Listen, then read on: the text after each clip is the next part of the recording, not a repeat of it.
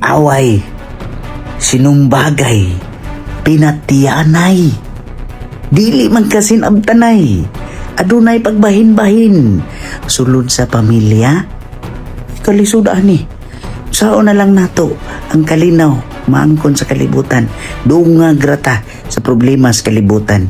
Ikaw karon nagtanaw, tanawang pamilya nimo, basin bayag apil ka niini, basin baya og apil ka sa kagubot nga maoy hinungdan nga nagkatibulaag ang imong pamilya. Unsay susi, unsay problema, unsay kuwang gugma sa Dios, mo'y angay puy-an nato, dili away, dili unta ta maguna-una og kanang paindigay, padatoay, pahayahay, panindutay, tanan-tanan nga mga kalibutanon nga ordinaryong kalipay, kini maoy hinungdan sa kagubot sa pamilya. No, mao ka na ang gihisgutan sa atong ebanghelyo karon mga igsuon. Ang pagbahin-bahin, pagtibulaag diha sulod sa pamilya. Kaya nga naman, ang inyong focus lahi naman.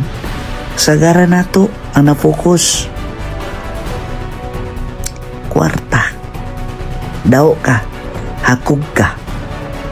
Ug dili ba kaha ang imong una-una, ang imong gipakaginoo. Kwarta na lang.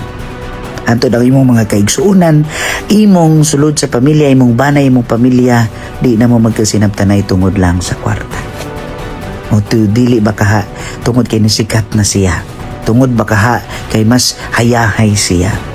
Mga igsuon atong tan-awon, no, walay exempted, kitang tanan apil ko ato tan-awon atong kasing-kasing kung unsa may naghari sulod sa atong kasing-kasing, basin baya og dili na ang Ginoo.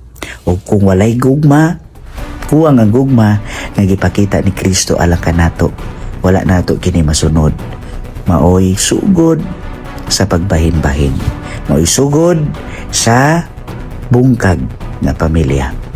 Hinaoton ta nga ang tanan nato nga mga kaigsuunan, ikaw karon nga nagtan-aw sa ato ang video, ikaw makaangkon sa tinuod nga kalipay, gugma o pagsinabtanay uban sa imuhang banay.